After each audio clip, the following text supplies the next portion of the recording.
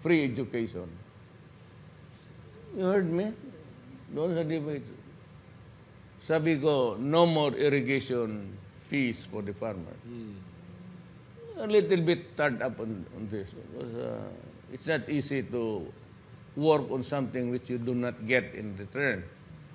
And it is a running thing, and it gets tired, and you have to fix it from time to time because it breaks down. Nandiyan na yung healthcare niya. Ito naman, binababoy. Sa edukasyon, well, kasi hindi man talaga natin alam kung ilan ang mag-enroll, ang problema. And we are the fastest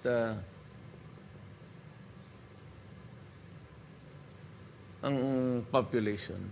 And I squarely blame the Catholic Church.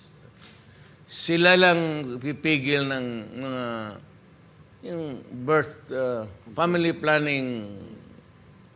Kaya pinigilan nila yan eh. They think that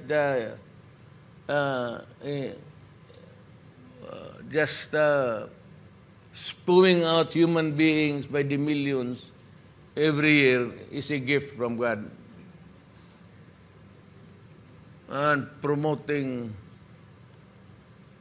but to, well, not this generation, but 4 or 5 generations, to your lament, you will know who to blame.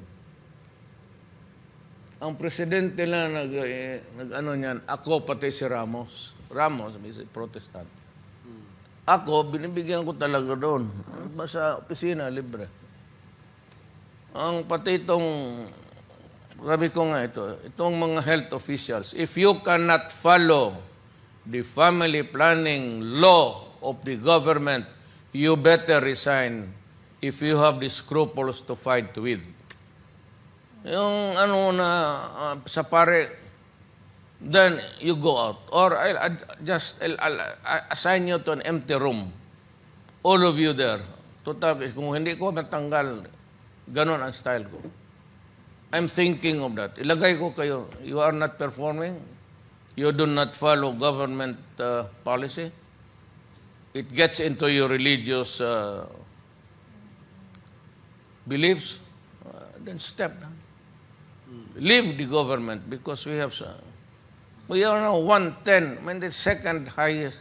You know, if you look at the figures of the population growth all throughout the world,